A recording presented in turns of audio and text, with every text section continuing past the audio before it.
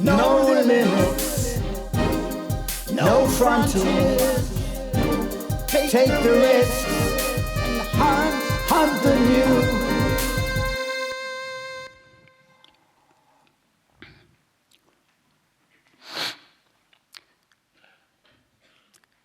J'ai regardé pas mal de vidéos TEDx pour préparer mon passage.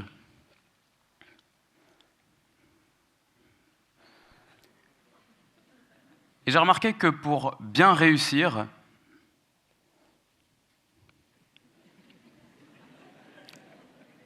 il fallait laisser entre les phrases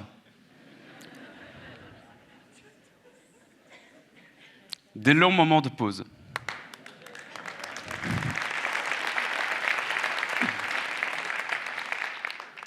Par applaudissement, qui aime regarder le foot à la télé?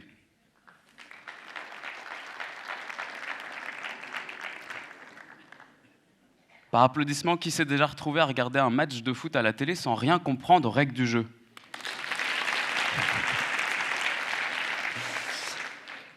Et enfin, par applaudissement, qui n'a applaudi ni en premier ni en deuxième?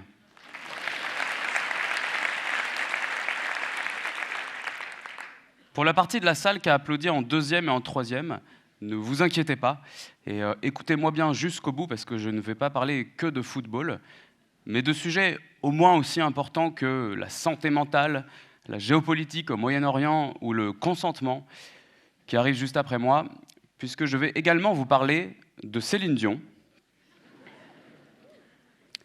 et du Conseil constitutionnel. Ma femme déteste regarder le foot avec moi, elle préfère lire des bouquins et déconstruire notre couple. Pas détruire notre couple, ça c'est l'arrivée d'un enfant en bas âge qui s'en occupe. Et donc notre fille de 3 ans. Mais déconstruire notre couple, c'est-à-dire repenser les règles du jeu de notre couple. Et notre fille, je l'ai inscrite au foot cette année, à peine 3 ans donc, pour être sûr qu'elle devienne un jour capitaine de l'équipe de France et espérer la vendre au PSG 10 millions d'euros. Ce soir, mesdames et messieurs, on va parler des règles du jeu. Moi, j'en suis persuadé, on serait tous capables ici de repenser les règles du jeu du football. On pourrait repenser la règle du hors-jeu. On pourrait décider collectivement que tous les joueurs peuvent utiliser les mains. On pourrait revoir le nombre de joueurs sur le terrain. Alors, je sais, au bout d'un moment, ça deviendrait du rugby et ça deviendrait chiant, non?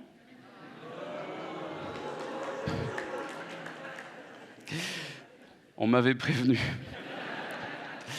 Par applaudissement, ce soir, il y a des fans de rugby à La Rochelle?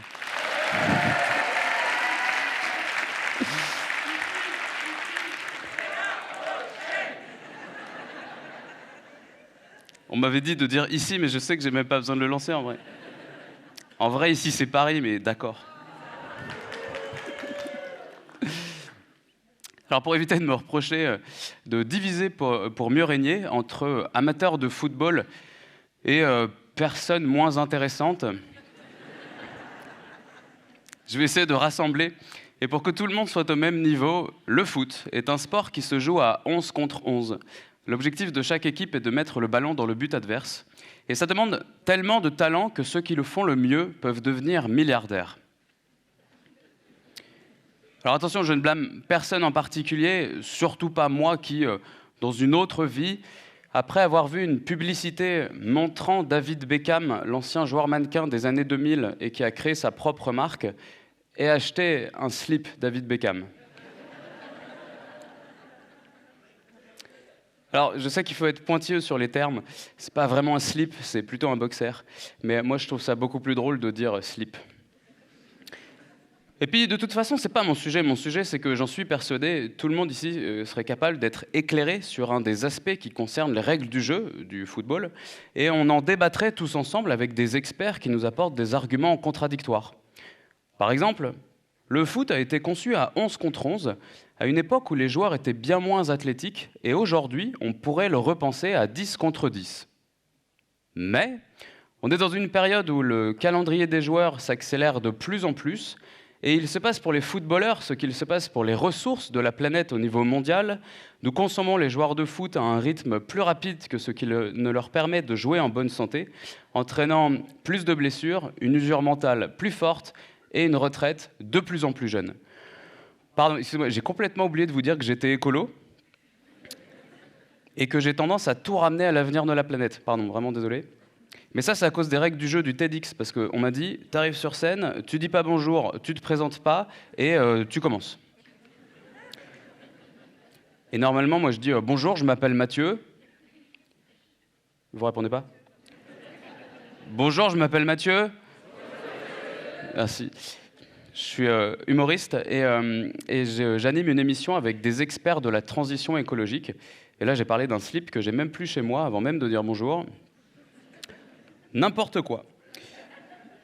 Le rond rouge aussi, tiens. On m'a dit, si tu sors du rond rouge, avant d'avoir fini ton talk en disant une sorte de punchline inspirante, t'es mort. Et moi, je pense qu'il ne faut pas suivre aveuglément toutes les règles non plus.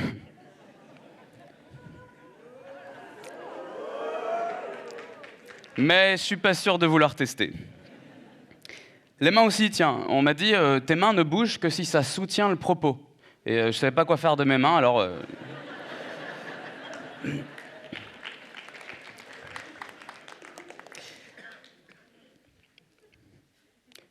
Mais je vous préviens, c'est pas un happening où je vais sortir un truc hyper inspirant de mes poches, j'ai rien dans les mains, voilà. Je reprends. Enfin, d'ailleurs, je vous rassure, j'ai des mains. Ah oui, et pour ceux qui pensent peut-être que je vais retirer mon pantalon comme ça, comme une sorte de stripteaseur, bon bah déjà, je vais pas le faire. Et ouais. Il y a eu un seul O sur 800, très bien, tout va bien. Déjà, je vais pas le faire, mais si jamais ça arrive, je vous rassure aussi, j'ai un slip. Voilà. Mais pas un slip David Beckham. Faut vraiment que j'arrête de parler de ce slip, pardon. Avec tous les experts de la transition écologique que j'ai eu la chance de questionner, je finis toujours par me demander comment on peut vraiment changer les choses avec tout ce qu'ils savent et nous transmettent. Et j'ai l'impression qu'à la fin, c'est toujours un problème démocratique. Donc un problème de représentation, de la volonté et de l'intérêt de tous. Et ce qui nous empêche vraiment d'avancer, ce sont les enjeux financiers, le principe, la recherche du profit, passant avant le principe de précaution et le bien commun. L'argent, l'argent, l'argent. D'ailleurs, en parlant du président de la République, faut pas croire, hein, c'est pas que du texte, hein, c'est aussi une mise en scène inoubliable. Franchement, je garde mes mains dans mes poches pendant 5 minutes et je les sors pour mimer des guillemets. Je suis prêt pour mettre en scène la prochaine cérémonie d'ouverture des Jeux Olympiques.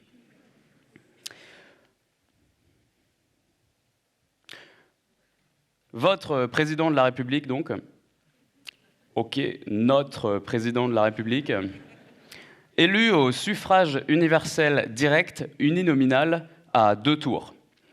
En ce moment, des chercheurs en mathématiques réfléchissent à d'autres manières d'élire un président de la République. On pourrait passer de 2 tours à un seul. On pourrait, peu importe le nombre de tours, utiliser plusieurs bulletins au lieu d'un seul. C'est ça, uninominal.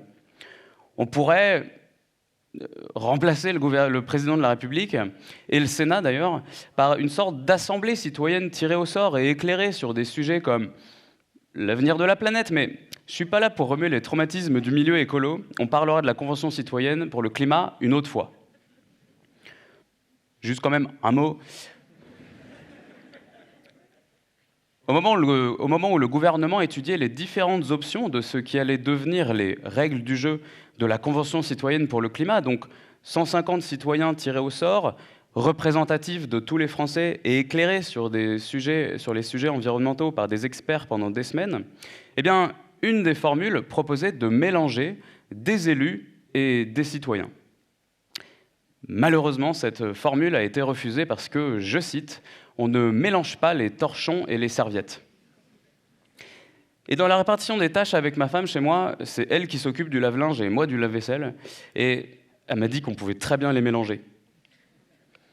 On pourrait revoir totalement les règles du jeu de notre vie démocratique, donc notre Constitution. Et trop de gens, et moi le premier, ne connaissent pas suffisamment la Constitution et ne savent pas qu'on pourrait en faire une nouvelle qui serait plus à l'image de koh. En vrai, on fait ce qu'on veut si on a envie. Moi, il y a pas mal de politiciens que je verrais bien galérer sur l'épreuve des poteaux avec des requins qui leur tournent autour. Et pour les requins qui tournent autour des politiciens, on pourrait décider collectivement qu'on met plus de cartons rouges aux lobbyistes qui manipulent les institutions. Récemment, la politique a passé un cap, je trouve. Moi, j'ai vraiment eu l'impression, en suivant la politique, d'être devant comme une sorte de sport à la télé, mais que j'avais pas du tout l'habitude de regarder. Moi, j'aime bien regarder le foot parce que je connais les règles. Mais cet été, pendant les JO, je me suis retrouvé à regarder l'escrime. Et franchement, j'étais content parce que le commentateur était content. Mais en vrai, je comprenais rien. Et pendant les Jeux Olympiques, ma femme a pu beaucoup lire de bouquins et déconstruire notre couple.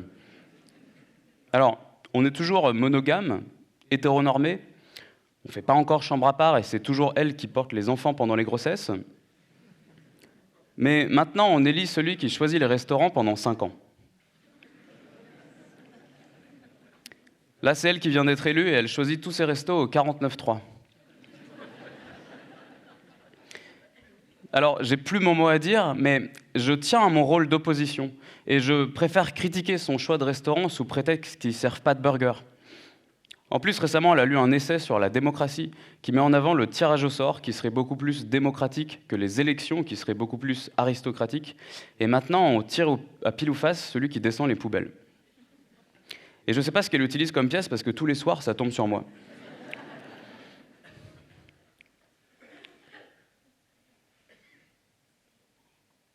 Ce truc de rien comprendre aux règles du jeu, j'ai aussi ressenti ça pendant le match de judo entre le président de la République et la Constitution. Article 12, dissolution. J'étais là, mais il a le droit de faire ça? J'avais l'impression qu'on jouait au Monopoly avec quelqu'un qui a un tas de cartes en plus. Article 16, le président peut s'octroyer les pleins pouvoirs en cas de situation qu'il juge insurrectionnelle. Bon, ça je critique pas, parce que quand j'étais petit à la récré et que ça commençait à chauffer, je faisais pareil. Pouce, là on aurait dit que j'étais Superman et que je pouvais voler. Alors, évidemment, ces deux articles sont totalement légaux, puisqu'ils sont dans la Constitution. Mais c'est comme pour le nombre de joueurs sur un terrain de foot. Si on en débattait aujourd'hui tous ensemble, on laisserait peut-être pas un seul homme s'octroyer les pleins pouvoirs juste parce qu'il le décide. En tout cas, on laisserait peut-être pas celui-là. Pour ceux que ça fait pas réagir, imaginez qu'à sa place au pouvoir, ce soit un milliardaire vulgaire, climato-sceptique et bronzé toute l'année.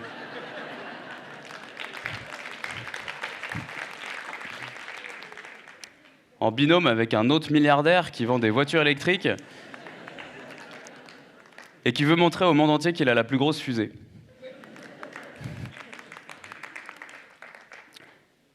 Les commentateurs de sport à la télé ont cette mission de démocratiser le sport qu'on regarde, c'est-à-dire nous le rendre plus accessible. C'est la définition première de démocratiser, mais on l'oublie parfois, c'est aussi rendre plus démocratique, donc plus représentatif de la volonté et de l'intérêt de tous, et pas seulement des torchons ou des serviettes. Bon, je ne sais plus qui est qui en vrai.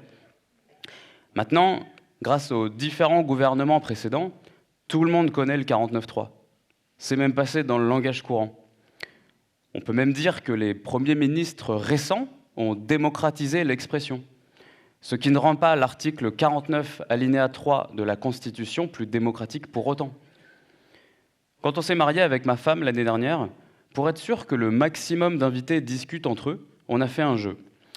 On a mis tout le monde en équipe de 2, c'est-à-dire qu'on a attribué à tout le monde un binôme parce qu'ils avaient ensemble un point commun, sans leur préciser lequel, et on leur a dit de revenir nous voir quand ils avaient trouvé leur point commun.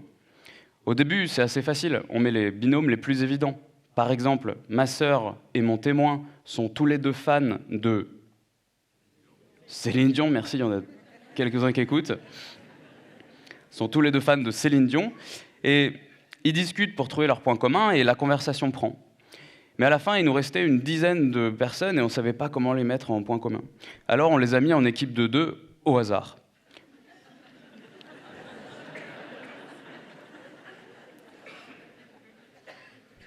Tous ont discuté, Et un des binômes est même venu nous voir après avoir trouvé 3 points communs. Et tous ici ce soir, vous avez 2 points communs. La Constitution et l'apéro. Alors au prochain apéro que vous ferez entre amis, au lieu de vous engueuler sur l'arrogance de tel ou tel homme politique, ce qui peut arriver en ce moment, choisissez plutôt un nombre entre 1 et 89 et discutez autour d'un verre de l'article de la Constitution correspondant. Et pour vous ce soir, j'ai appris par cœur les 89 articles du texte intégral de la Constitution du 4 octobre 1958 en vigueur.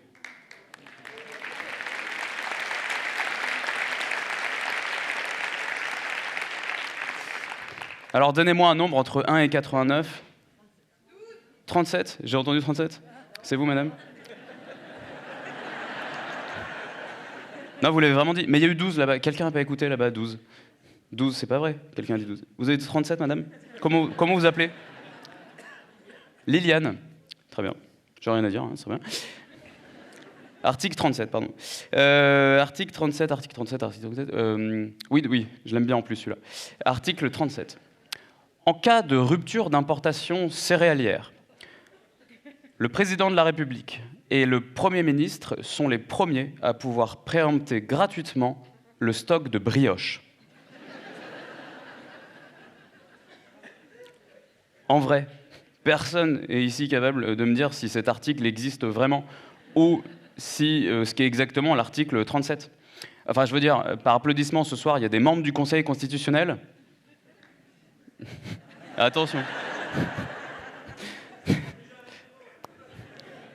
C'est déjà l'apéro. Mais en tout cas, il est grand temps de mélanger les torchons et les serviettes, de prendre conscience des règles du jeu de notre vie démocratique, de se les approprier et d'apprendre à les faire évoluer ensemble. On se sentirait plus écouté au lieu de râler pendant 5 ans entre 2 élections. Alors, à nous de démocratiser la démocratie.